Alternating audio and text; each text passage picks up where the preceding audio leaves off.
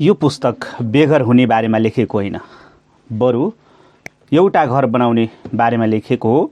एक वा एकभन्दा धेरै क्वाड्रेन्टमा घर बनाउने बारेमा लेखिएको छ। यो क्यास फ्लो क्वाड्रेन्ट आर्थिक स्वतन्त्रताका लागि धनी बुवाको मार्गदर्शन रोबर्ट टी कियोसाकीद्वारा लिखित यो पुस्तक तपाईहरुको माझमा फेरि पनि लिएर उपस्थित भइसकेको छु। आशा छ हाम्रो च्यानलमा नयाँ हुनुहुन्छ भने लाइक, शेयर र सब्स्क्राइब गरी नजिकै रहेको बेल आइकनहरू थिच्न नबिर्सनुहोला। तपाईहरुको माझमा यसरी आइरहने क्रममा आज पनि फेरि तपाईहरुसँग यो क्याश फ्लो कसरी चाहिँ धनी मान्छेहरू धनी हुँदै गए त, अथवा आर्थिक रूपमा कसरी स्वतन्त्र हुन सकिन्छ र मान्छेले हरेक कुराहरू गर्छ तर त्यो कसरी गर्ने भन्ने बारेमा केही महत्त्वपूर्ण कुराहरू यहाँ लेखिएको पाएँ र मैले सारांशमा तपाईहरुको माझमा यसरी आइराख्दाखेरि पक्कै पनि सारांशमा मैले भन्ने छु, हुबहु कुनै पनि कुरा हुने छैनन्। त्यसैले मित्रहरू लागौँ, आउनुस् क्याश फ्लोको क्वाड्रेन्टको अध्याय 2 अन्तर्गत तपाईहरुको माझमा अलग अलग क्वाड्रेन्ट, अलग अलग मानिसका बारेमा तपाईहरुसँग मैले शेयर गर्दैछु। हामीले अध्याय 1 अघिल्लो हप्ता, अघिल्लो दिन हामी अघिल्लो पाठ पढिसकेका छौँ अथवा सुनाइसकेका छौँ तपाईहरुको माझमा भने अब अध्याय 2 को केही महत्त्वपूर्ण पाठहरू तपाईहरुसँग मैले शेयर गर्दैछु। अध्याय 2 मा रहेको छ अलग अलग क्वाड्रेन्ट, अलग अलग मानिस। मेरा उच्च शिक्षित बुवा सधैँ भन्नुहुन्थ्यो, तपाईँ बुढो कुकुरलाई नयाँ कुरा सिकाउन सक्नुहुन्न। मैले कयौं पटक उहाँलाई क्याश फ्लो क्वाड्रेन्ट बुझाउने कोसिस गरेँ। उहाँलाई नयाँ नयाँ वित्तीय दिशाहरू देखाउन सकिन्छ कि भन्ने मलाई लागिरहेको थियो। त्यो बेला उहाँको उमेर लगभग 60 वर्षको थियो। उहाँलाई लाग्न थालिसकेको थियो अब मेरा कुनै पनि सपनाहरू पुरा हुने छैनन्। यस्तो लाग्थ्यो।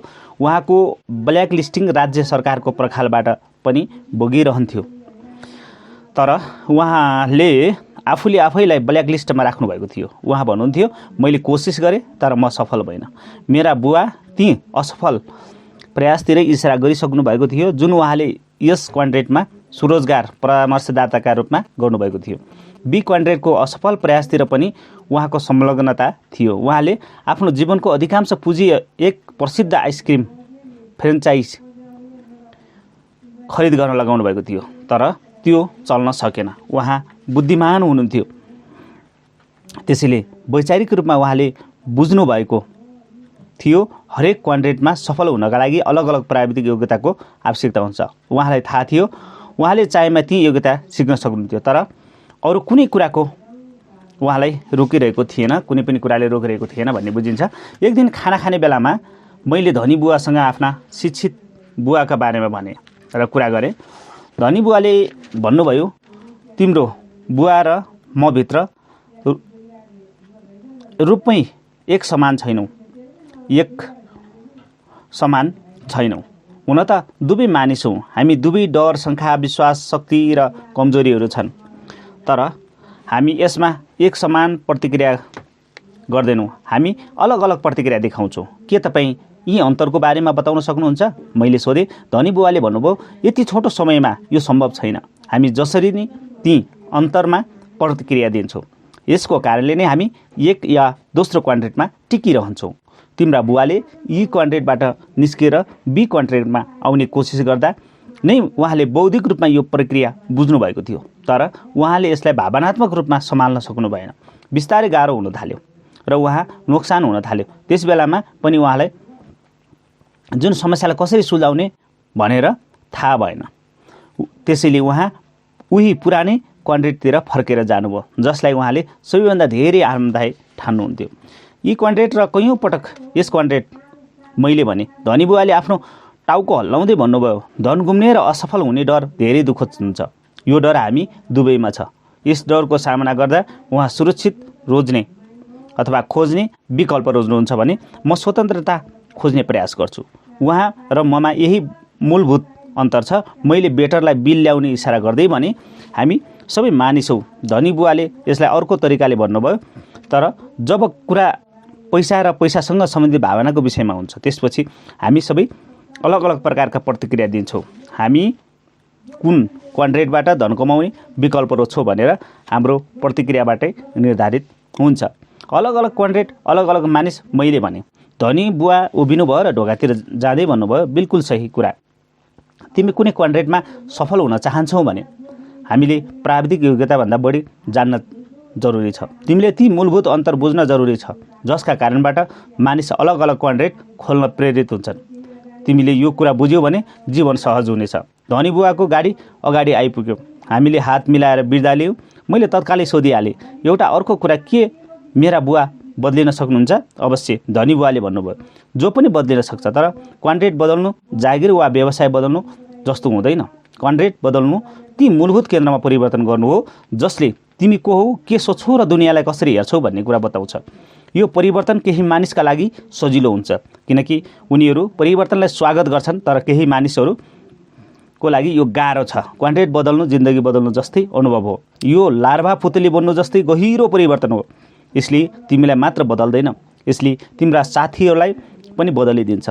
जब हुन त तिमीले आफ्ना पुराना साथीहरूसँग मित्रता राखिराख्छौ, तर लार्भाका लागि पुतली गर्ने काम गर्न गाह्रो हुन्छ। यो धेरै ठुलो परिवर्तन हो। यसले धेरै काम मानिसको यस्तो विकल्पहरू छन्। ड्राइभरले ढोका बन्द गरेपछि बुवाको कार गयो। म त्यही उभिएर यस अन्तरको बारेमा सोच्न थालेँ। फरक के छ? कसैका बारेमा धेरै कुरा नबुझी ऊ ESB वा आई क्वाड्रेन्टमा छ भनेर कसरी बुझ्न सकिन्छ? यो बुझे एउटै तरिका छ, त्यो हो उसका शब्दहरू ध्यानपूर्वक सुन्नुपर्छ। मेरा धनी बुवाको सबैभन्दा ठुलो योग्यता भनेको मानिसलाई पढ्नु पनि थियो, तर उहाँ यो पनि भन्नुहुन्थ्यो र मान्नुहुन्थ्यो, तपाईले कुनै पुस्तकको मूल्याङ्कन त्यसको गाता हेरेर गर्नु हुँदैन। हेनरी फोर्ड जस्तै धनी बुवा पनि धेरै शिक्षित हुनुहुन्थ्यो, तर उहाँलाई शिक्षित मानिसलाई जागिरमा कसरी लगाउने, उनीहरूबाट काम कसरी लिने भनेर थाहा थियो। धनी बुवाले मलाई सधैँ भन्नुहुन्थ्यो, स्मार्ट मानिसलाई भेला पारी उनीहरूलाई टिमका रूपमा काम गराउन सक्नु नै मेरो योग्यता हो। 9 वर्षको उमेरदेखि मेरा धनी बुवाले मलाई B र I क्वाड्रेन्टमा सफल हुनका लागि आवश्यक योग्यता सिकाउन थाल्नुभयो। कुनै व्यक्ति भित्र गएर उसको मूलभूत केन्द्रमा हेर्नु जस्तै योग्यता थियो। धनी बुवा भन्ने गर्नुहुन्थ्यो, मैले कुनै व्यक्तिको कुरा सुनेपछि उसको आत्मा देख्न र महसुस गर्न थाल्छु। 9 वर्षदेखि नै म आफ्ना धनी बुवासँग बस्न थालेको थिएँ। उहाँ मानिसहरूलाई जागिरमा राख्नको लागि अन्तर्वार्ता लिनुहुन्थ्यो। त्यति बेला मैले मानिसहरूका कुरा सुनेर मूलभूत जीवन मूल्य पहिचान गर्ने तरिका सिकेँ।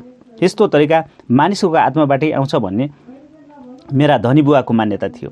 यी क्वाड्रेन्टका मानिसका कुरा, यी अर्थात् कर्मचारी क्वाड्रेन्टवाला व्यक्ति भन्थ्यो, म एउटा सुरक्षित जागिर खोजिरहेको छु जसमा मेरो तलब र राम्रो फाइदा होस्। यस क्वाड्रेन्टका मानिसका कुरा, यस या रोजगार क्वाड्रेन्टवाला व्यक्ति भन्थ्यो, मेरो पारिश्रमिक प्रति घन्टा $35 हो, वा मेरो सामान्य कमिसनको दर 6% हो, वा मैले यस्तो मानिस भेट्टाउँदैन जसले सही तरिकाले काम गर्न चाहेको होस्, वा मलाई यो प्रोजेक्टमा थप 20 घन्टा समय लाग्नेछ। B क्वाड्रेन्टका मानिसका कुरा, B या व्यवसाय मालिकको क्वाड्रेन्ट भएको मानिसले यस्तो खालको कुरा गर्थ्यो, म आफ्नो कम्पनी चलाउनको लागि एउटा नयाँ अध्यक्ष खोजिरहेको छु। आई क्वाड्रेन्टका मानिसका कुरा, आई अर्थात् लगानीकर्ता क्वाड्रेन्टवाला व्यक्तिले भन्थ्यो, मेरो क्यास फ्लो आन्तरिक प्रतिफलको दरमा वा प्रतिफलको दरमा आधारित छ। शब्दहरू उपकरण हुन्। मेरा धनी बुवाले कुनै व्यक्तिको अन्तर्वार्ता लिइरहेको बेला त्यो व्यक्ति त्यस समयमा मूलभूत रूपमा कुन क्वाड्रेन्टमा छ भनेर उहाँलाई थाहा हुन्थ्यो। उसले कुन कुराको खोजी गरिरहेको छ भनेर थाहा पाउनुहुन्थ्यो। उहाँले यस आफूलाई के दिन सक्छ भनेर पनि थाहा पाउनुहुन्थ्यो। त्यसपछि उहाँले उसँग कुरा गर्दा कुन शब्द प्रयोग गर्ने भनेर तय गर्नुहुन्थ्यो। धनी बुवाले सधैँ भन्नुहुन्थ्यो, शब्दहरू शक्तिशाली उपकरण हुन्। धनी बुवाले आफ्नो छोरा र मलाई सधैँ सम्झाउने गर्नुहुन्थ्यो, तिमीहरू नेता बन्न चाहन्छौ भने तिमीहरू शब्दको प्रयोगमा निपुण हुनुपर्छ। B का योग्यतामध्ये एक शब्दको प्रयोगमा निपुण हुनु हो। यसको मतलब यो हो, कुन शब्दले अलग अलग प्रकारका मानिसमा कसरी काम गर्छ। उहाँले हामीलाई कुनै पनि मानिसका कुरा सावधानीपूर्वक सुन्नुपर्छ भनेर प्रशिक्षित गर्नुहुन्थ्यो। यसबाट हामीले कुन शब्दको प्रयोग गर्ने, कहिले गर्ने, कसरी गर्ने भनेर थाहा पाउन सक्छौँ। यसबाट त्यस व्यक्तिसँग प्रभावकारी ढङ्गले कुरा हुन सक्छ। धनी बुवाले सम्झाउनुहुन्थ्यो, कुनै एउटा शब्दले एक प्रकारका व्यक्तिलाई प्रभावित गर्न सक्छ भने त्यही शब्दले अर्को प्रकारका मानिसलाई कुनै प्रभाव पार्न सक्दैन।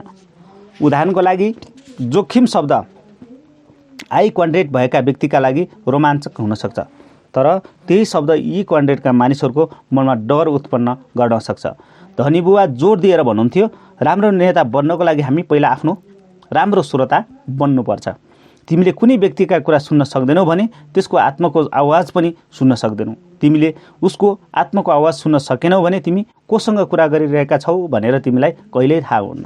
मूलभूत अन्तर यसको कुरा सुन्नु आत्माको कुरा महसुस गर्नु हो। उहाँ यस्तो किन भन्नुहुन्थ्यो भने शब्द छनौटको पछाडि मानिसको मूलभूत जीवन मूल्य र अन्तर हुन्छ। तल केही साधारण कुरा दिएको छ जसले एक क्वाड्रेन्टका मानिसहरूलाई अर्को क्वाड्रेन्टका मानिससँग कसरी अलग गर्छ भन्ने कुराहरू चाहिँ तपाईँहरूसँग हामीले सेयर गर्दैछौँ। पक्कै पनि यी क्वाड्रेन्टका मान्छेहरूसँग के हुन्छ त भन्दाले यी भनेको कर्मचारी होइन। जबसम्म म सुरक्षा या सुविधा जस्ता शब्दहरू सुन्छु तब मलाई अगाडिको मानिस मूलभूत रूपमा के हुन सक्छ भन्ने कुराको अनुभूति हुन थाल्छ। सुरक्षा यस्तो शब्द हो जसको प्रयोग मनको डर भाव उत्पन्न भएपछि गरिन्छ। कुनै व्यक्ति डराएको महसुस गरेपछि उसले आम रूपमा सुरक्षाको आवश्यकता जस्ता वाक्यांश प्रयोग गर्छ।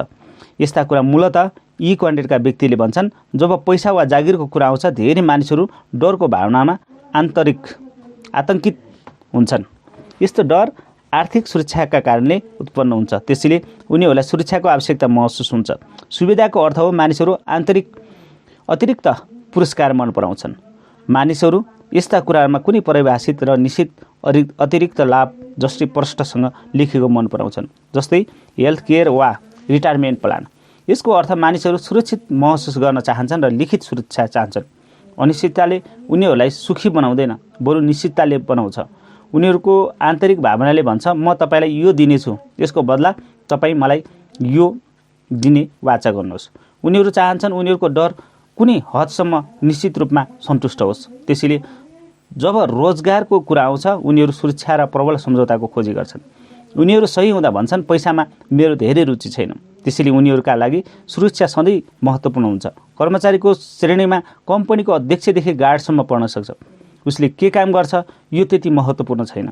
महत्त्वपूर्ण त त्यो सम्झौता हुन्छ जुन यसले आफूलाई जागिर खाने कर्मचारी अथवा कम्पनीसँग अथवा व्यक्तिसँग गर्छ। यसको अर्थ के हो भने स्वरोजगार। यिनीहरू आफै मालिक बन्न चाहन्छन्। यिनीहरू आफ्नो इच्छाअनुसारको काम गर्न चाहन्छन्। म यस समूहलाई आफै काम गर्ने व्यक्तिहरू भन्छु। जब पैसाको कुरा आउँछ तब धेरैसो प्रबल यस आफ्नो आम्दानी अर्कोमा निर्भर भएको मन पराउँदैनन्। अर्को शब्दमा भन्दा यस क्वाड्रेन्टका मानिसहरूले कडा मेहनत गर्छन्, त्यसैले उनीहरूले आफ्नो कामको लागि सोही अनुसारको भुक्तानी पाउने आशा पनि गर्छन्।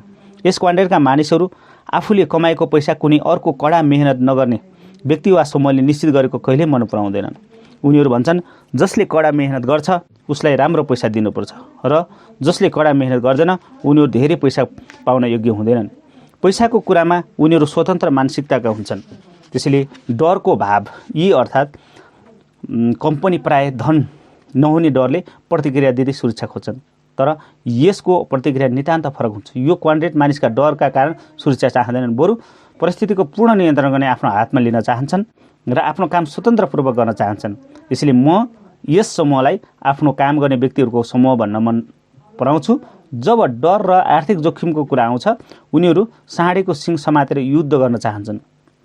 यस समूहमा तपाईँले राम्रोसँग शिक्षित व्यवसायी मानिसहरू भेट्टाउनुहुन्छ।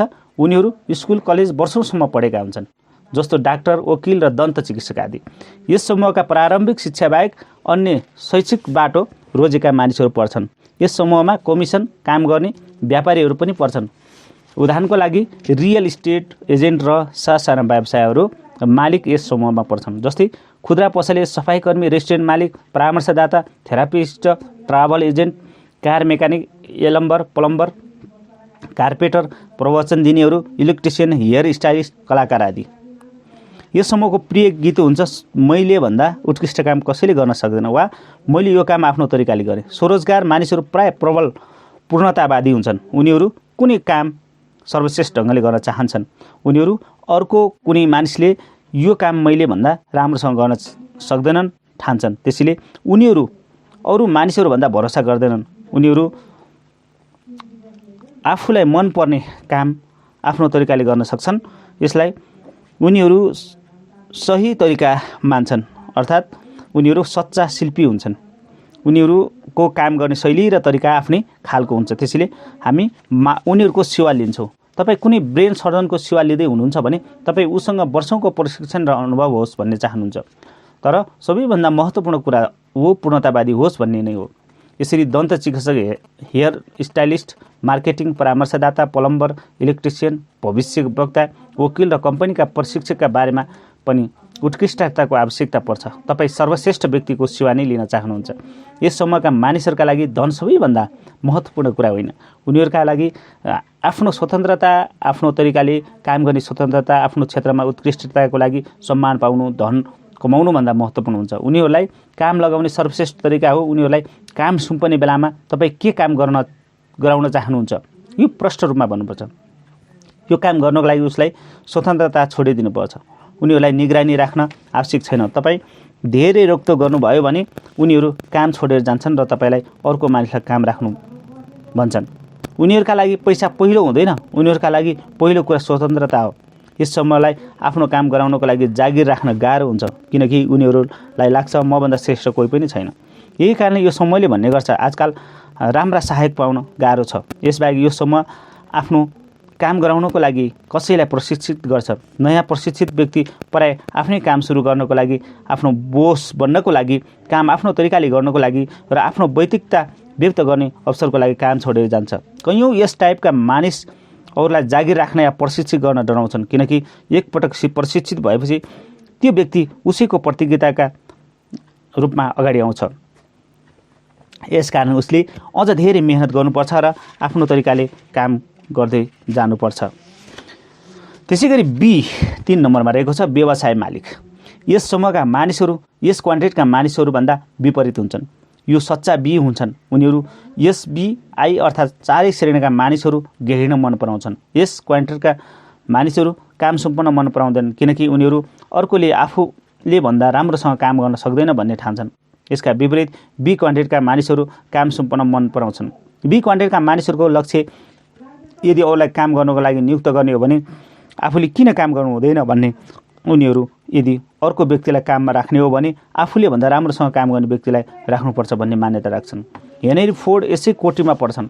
उनका बारेमा एउटा कथा लोकप्रिय छ। एकपटक केही तथाकथित बुद्धिजीवी फोर्डलाई अज्ञानी साबित गर्न जम्मा भएका थिए। उनीहरूले फोर्डमा ज्ञानको अभाव छ भन्ने दाबी गरे। त्यसपछि फोर्डले उनीहरूलाई आफ्नो अफिसमा बोलाएर कुनै पनि प्रश्न सोधे, चुनौती दिए। उनीहरू अमेरिकाका सबैभन्दा शक्तिशाली उद्योगपतिको चारैतिर बसेर प्रश्नहरू सोध्न थाले। फोर्डले उनीहरूलाई सबै प्रश्न सुने। त्यसपछि फोर्डले आफ्नो टेबलमा राखेको फोन घुमाएर केही प्रतिभाशाली सहयोगीलाई बोलाए। फोर्डको उनीहरूलाई बुद्धिजीवीको प्रश्न जवाफ दिन भने। सहयोगीहरूले उनीहरूलाई तत्काल जवाब दिए। अन्त्यमा फोर्डले ती बुद्धिजीवीहरूसँग भने, म यस्ता प्रश्नको जवाब दिनको लागि कलेज पढेका स्मार्ट व्यक्तिहरूलाई जागिर राख्न मन पराउँछु, किनकि मैले आफ्नो दिमाग अरू महत्त्वपूर्ण काम गर्नको लागि खाली राख्न चाहन्छु। जस्तै रोज सोच्नको लागि फोर्डले भनेका थिए, सोच्नु दुनियाँको सबैभन्दा गाह्रो काम हो। त्यसैले धेरै काम मानिसहरूले मात्र गर्ने यो काम गर्छन्। नेतृत्व मानिसको सर्वश्रेष्ठ स्वरूपमा अगाडि ल्याउँछ।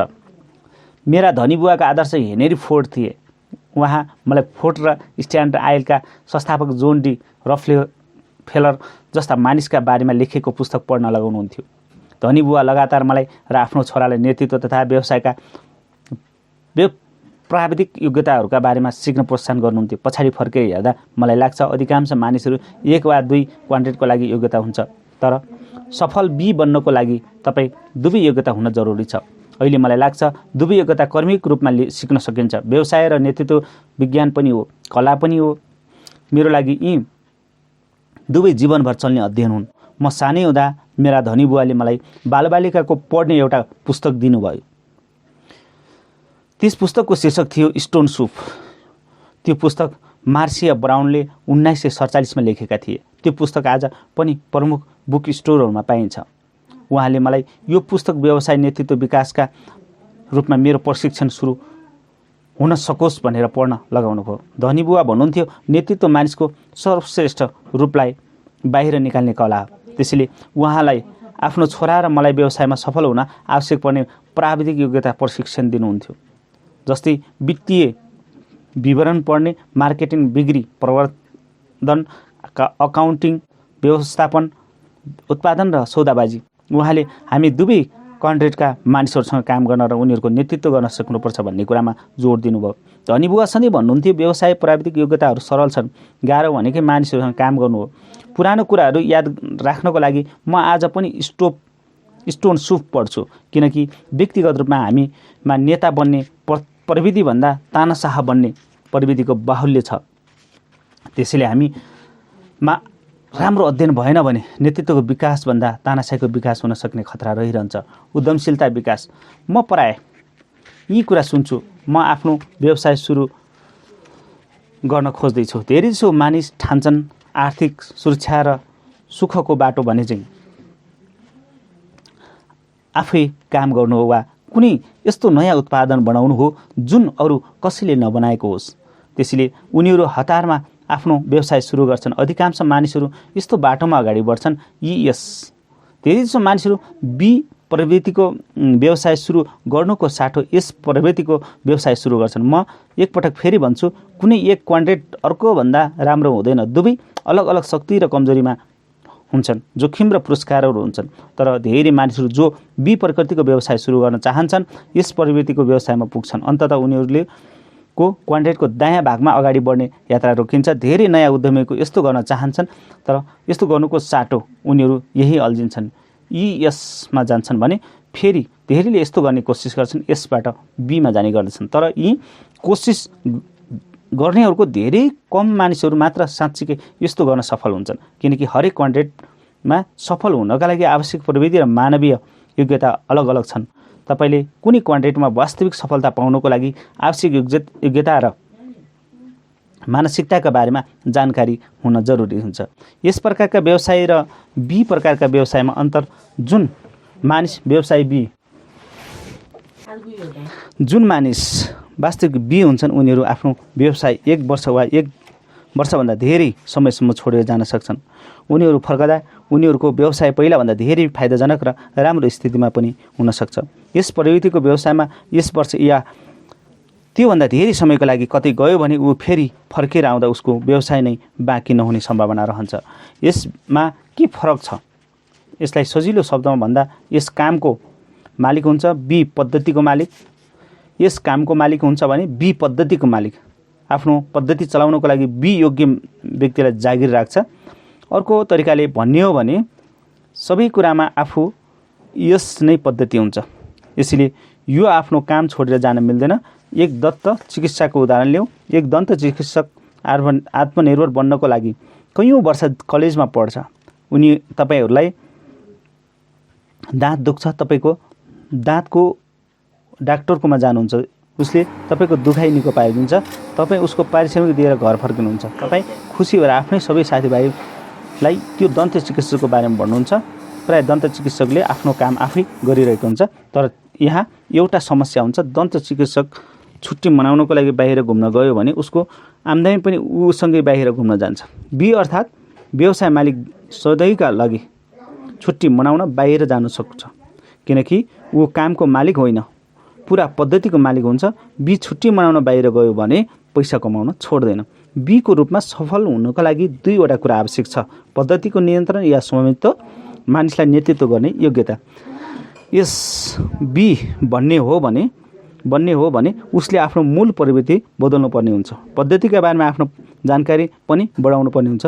धेरै मानिसले यस्तो गर्न सक्दैनन्, उनीहरू पद्धतिमा गहिरो रूपमा जोडिएका हुन्छन्। के तपाईँ म्याकडोनल्ड्स भन्दा राम्रो ह्यामबर्गर बनाउन सक्नुहुन्छ? धेरै मानिसले मसँग नयाँ कम्पनीहरू सुरु गर्ने भनेर सल्लाह माग्ने गर्छन्। केही मानिसहरू कुनै नयाँ उत्पादन वा विचारको लागि कसरी लगानी जुटाउने भनेर सोध्छन्। म साधारणतया 10 मिनटसम्म सुन्छु।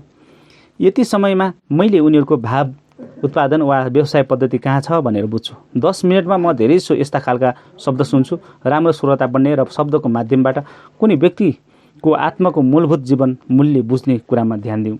यो उत्पादन अरू कम्पनीले बनाएको भन्दा राम्रो छ। मैले सबैतिर हेरिसकेँ, कसैसँग पनि यस्तो उत्पादन छैन। म तपाईँलाई यस उत्पादनको बारेमा जानकारी दिन्छु, तर मलाई लाभको प्रतिशत हिस्सा दिनुपर्छ। म यो उत्पादन पुस्तक, सङ्गीतको एल्बम आविष्कारमा वर्षौँदेखि मेहनत गरिरहेको छु। यो ती व्यक्तिहरूको आवाज हो जुन साधारणतया क्वाड्रेन्टको बायाँ भाग अर्थात् यी या यसको भागमा काम गरिरहेका हुन्छन्। त्यति बेला नरम रहनु नै महत्त्वपूर्ण हुन्छ, किनकि हाम्रो सामना वर्षौँदेखि गहिराइमा दबेका मूलभूत जीवन मूल्य र विचारसँग भइरहेको हुन्छ। सायद पुस्ता दर पुस्तादेखि हस्तान्तरित हुँदै आइरहेको छ। म नम्र या धैर्यवान भइन भने म कुनै कोमल र संवेदनशील विचारहरूलाई नष्ट गर्न सक्छु। योभन्दा पनि धेरै महत्त्वपूर्ण कुरा, म अरू क्वाड्रेन्टमा विकसित हुनको लागि तयार मानिसलाई चोट पुर्याउन सक्छु। ह्यामबर्गर र व्यवसाय। मलाई नम्र रहनु छ, त्यसैले मैले धेरैजसो आफ्नो कुरा स्पष्ट गर्नको लागि म्याकडोनल्ड्स ह्यामबर्गरको उदाहरणमा प्रयोग गर्छु।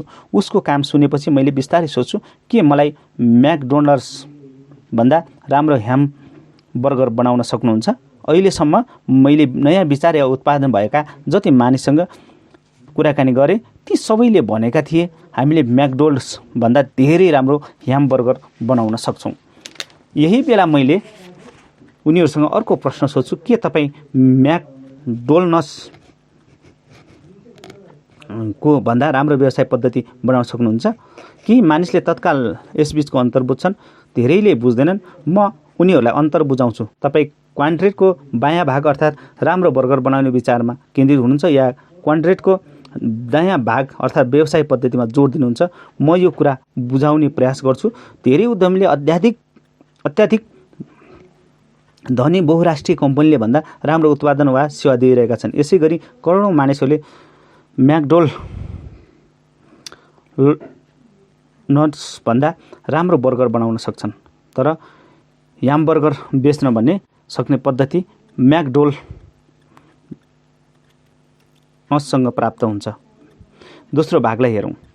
यदि मानिसहरू दोस्रो भाग लिएर हेर्न चाहन्छन् भने म उनलाई सुझाव दिन्छु, उनीहरू म्याकडोनल्ड्स जाउन् र एउटा बर्गर किनुन् अनि बसेर त्यहाँको पद्धति हेरुन् जसले त्यो बर्गर बेच्छ, त्यो ट्रक हेरुन् जसले काँचो बर्गर ल्याउँछ, त्यो पशुपालक हेरुन् जसले बिफ उत्पादन गर्छ, त्यो क्रेतालाई हेरुन् जसले बिफ किन्छ र त्यो टिभी विज्ञापन हेरुन् जसमा रोनाल्ड म्याकडोनल्ड्स देखिन्छन्।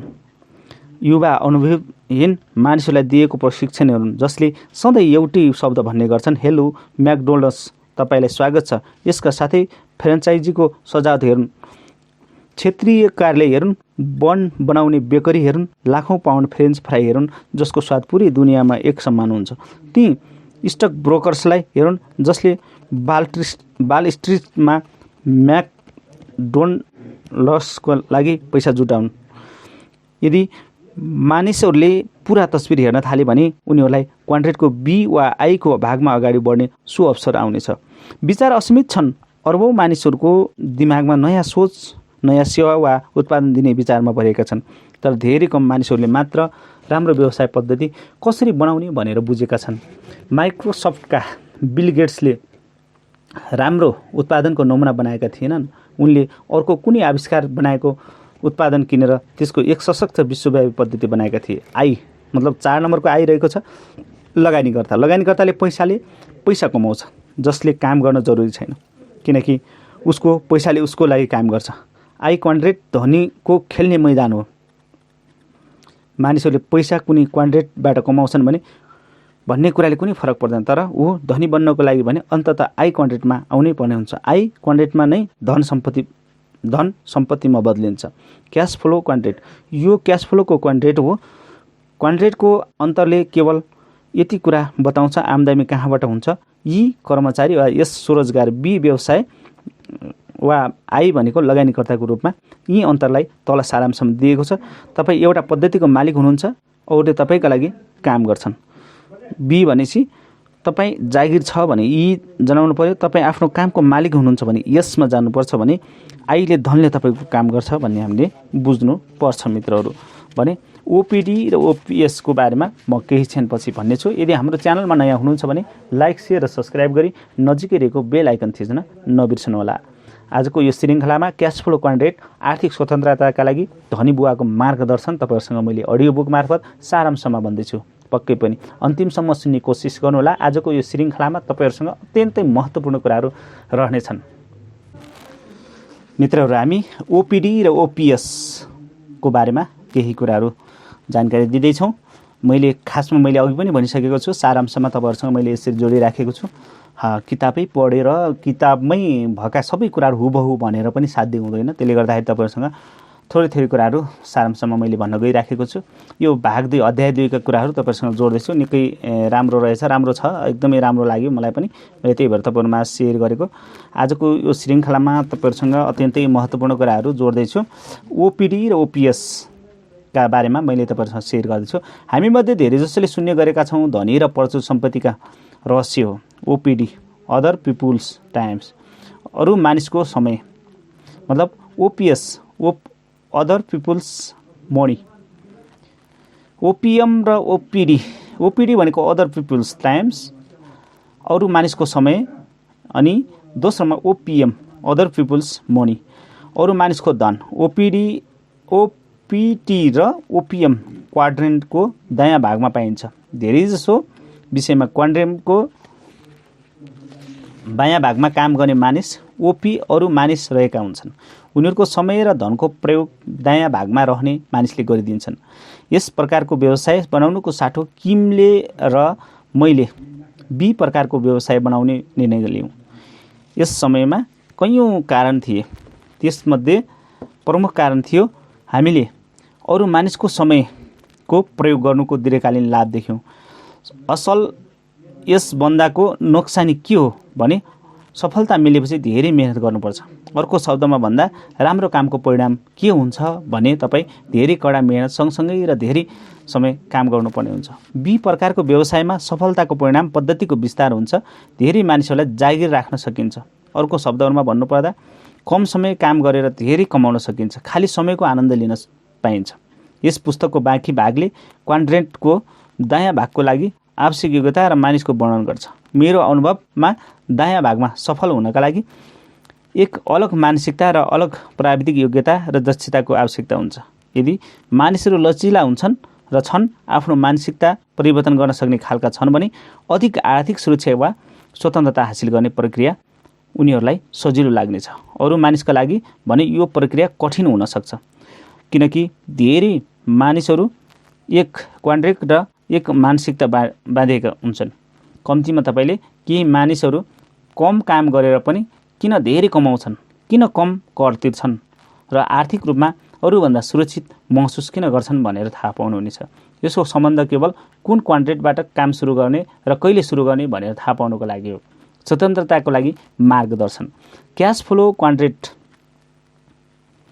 नियमको पुस्तिका होइन, यसको प्रयोग गर्न चाहने मानिसको लागि यो एक मार्गनिर्देशन हो। यस क्वाड्रेन्टको जानकारीले किम र मलाई आर्थिक सङ्घर्षदेखि आर्थिक सुरक्षासम्म पुर्यायो। फेरि यसैले हामीलाई आर्थिक स्वतन्त्रतासम्म पुर्यायो। हामी पैसाको लागि कडा मेहनत गरेर आफ्नो पुरा जिन्दगी बर्बाद गर्न चाहन्थ्यौँ। धनी र आम मानिसहरू बीचको अन्तर। केही वर्ष पहिला मैले एउटा लेख पढेको थिएँ। त्यसमा लेखेको थियो सबैभन्दा धनी व्यक्तिहरूले आफ्नो 70% आम्दानी लगानीबाट प्राप्त गरे, अर्थात् आई क्वाड्रेन्टबाट।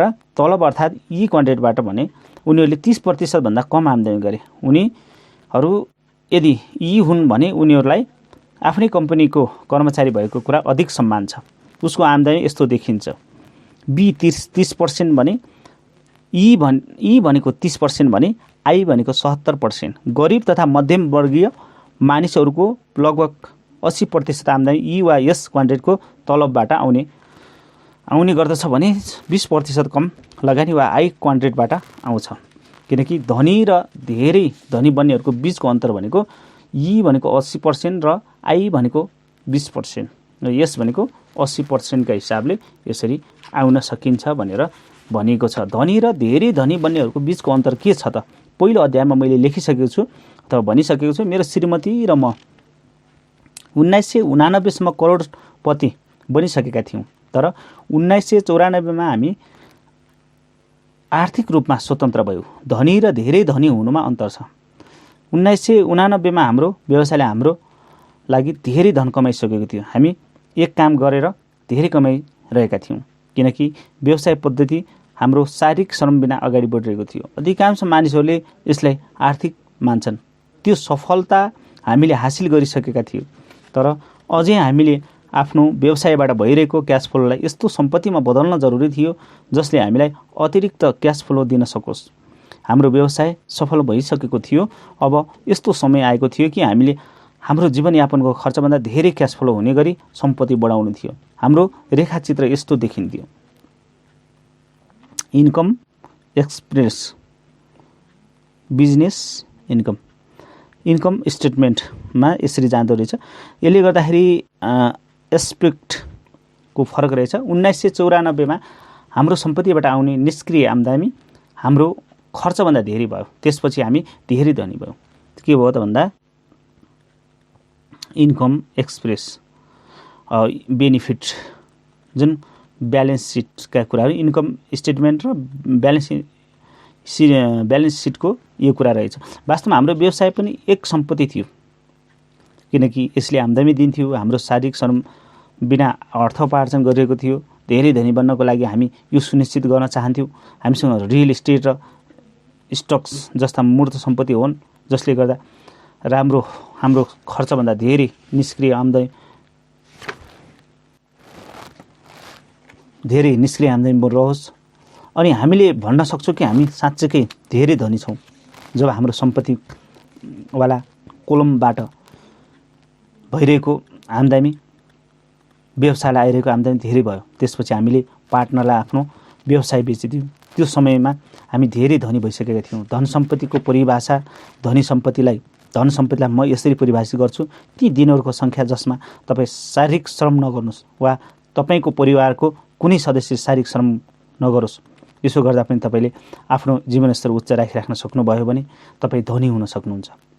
उदाहरणको लागि तपाईँको मासिक खर्च तपाईँको $1000 छ, तर तपाईँसँग $3000 बचत छ भने तपाईँको सम्पत्ति लगभग 3 महिना वा 90 दिनको लागि हुन्छ। सम्पत्तिको मापन धन होइन, समय हो। 1994मा मेरी श्रीमती र म स्थायी रूपमा धनी बनिसकेका थियौँ। हाम्रो लगानीबाट भइरहेको आम्दानी हाम्रो मासिक खर्चभन्दा धेरै थियो। अन्ततः तपाईँले कति धन कमाउनुहुन्छ भन्ने कुराले फरक पार्दैन। तपाईँ आफूसँग कति धन राख्नुहुन्छ र त्यो धनले कति समयसम्म तपाईँको लागि काम गर्छ भन्ने कुराले फरक पार्छ। मैले हरेक दिन यस्ता धेरै मानिसलाई भेट्ने गर्छु जसले धेरै धन कमाउने गर्छन्, तर उनीहरूको सारा पैसा खर्चको कोलमबाट बाहिर जान्छ। उनीहरूको क्यास फ्लो प्याटर्न जस्तो देखिन्छ।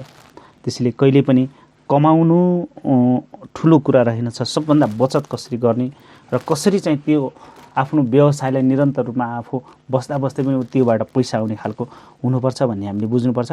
उनीहरू केही बढी पैसा कमाउने बित्तिकै किनमेल गर्न जान्छन्।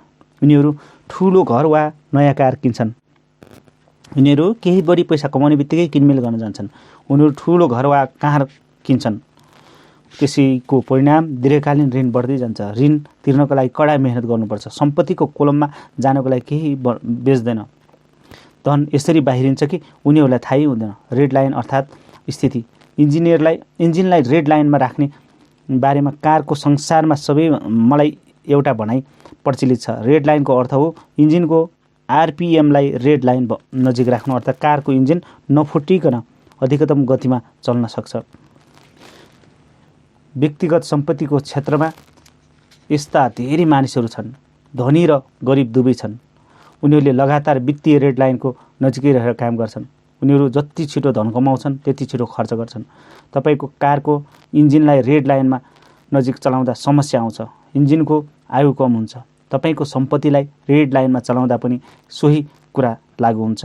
मेरा केही डाक्टर मित्र भन्छन् वर्तमान युगको सबैभन्दा प्रमुख समस्या तनाव हो। तनाव अधिक कडा मेहनत गर्दा पनि पर्याप्त धन कमाउने दौडमा हुमिदा उत्पन्न हुन्छ। एकजना डाक्टरले भनेका छन् स्वास्थ्य सम्बन्धी गडबडीको सबैभन्दा ठुलो कारण हो पर्सको क्यान्सर। पैसाले पैसा तान्छ। चाहे मानिसले जति नै धेरै पैसा कमाओस्, अन्ततः उसले आफ्नो केही धन आई क्वाड्रेन्टमा राख्नुपर्ने हुन्छ। आई क्वाड्रेन्ट पैसाले पैसा तान्छ भन्ने आदर्शसँग सम्बन्धित छ। अर्थात् तपाईँको पैसाले काम गर्छ, तपाईँले काम गर्नु पर्दैन। तर हामीले दुनियाँमा लगानीका अन्य कैयौँ तरिका र प्रकारहरू छन् भन्ने कुरा पनि बुझ्नुपर्छ र बुझ्न जरुरी छ। लगानीका अन्य प्रकारहरू, मानिस आफ्नो शिक्षामा लगानी गर्छ।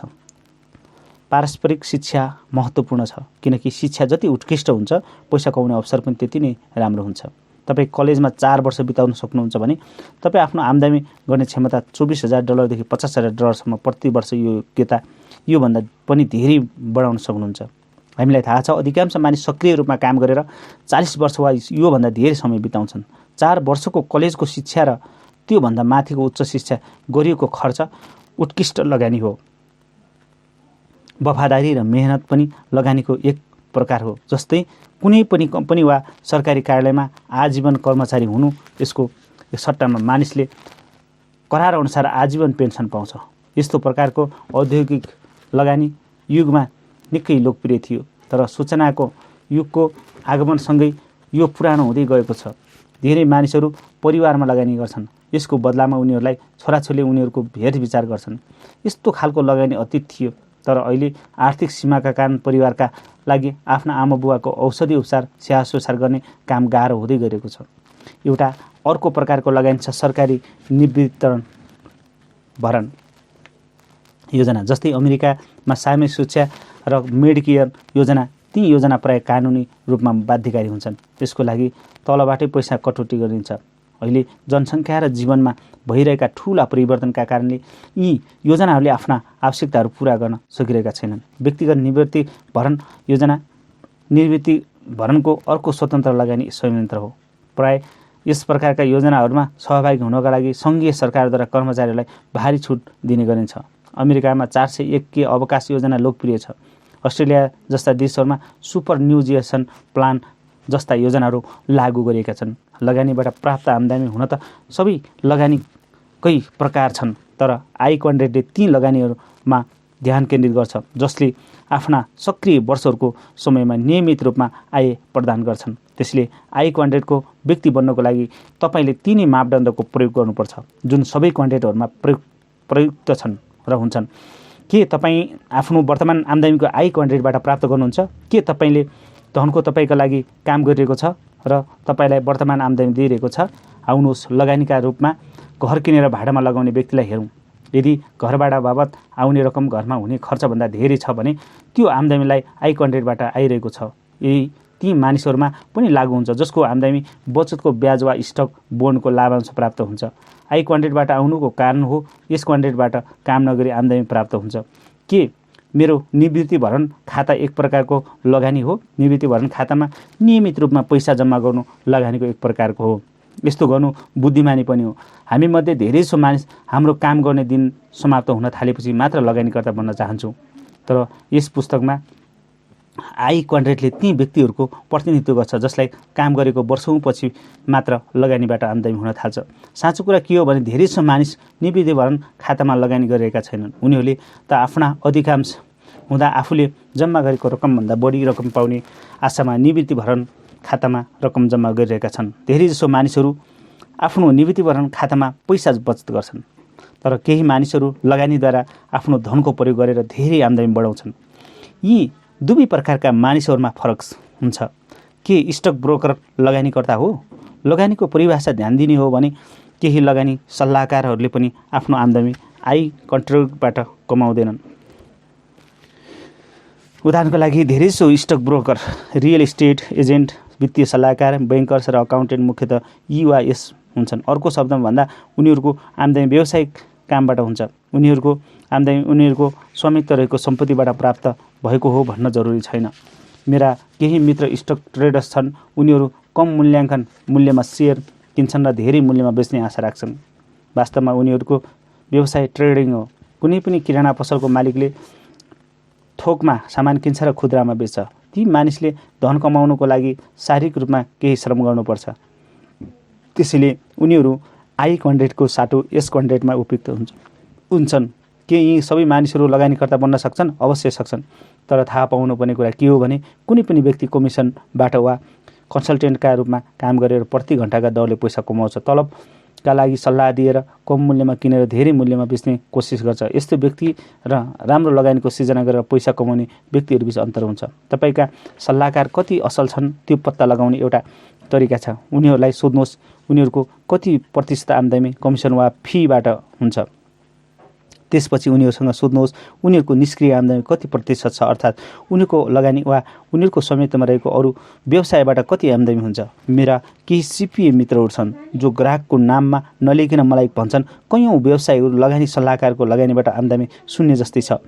यसबाट के कुरा हुन्छ बुझ्न सकिन्छ भने जुन कुरा उनीहरू अरूलाई सिकाउँछन् त्यो उनीहरू आफै गर्दैनन्। आई कन्टेन्टबाट आम्दानीको फाइदा, आई कन्टेन्टबाट आम्दानी गर्ने मानिसले आफ्नो पैसाले पैसा कमाउने, कसरी कमाउने भनेर केन्द्रित हुन्छन्।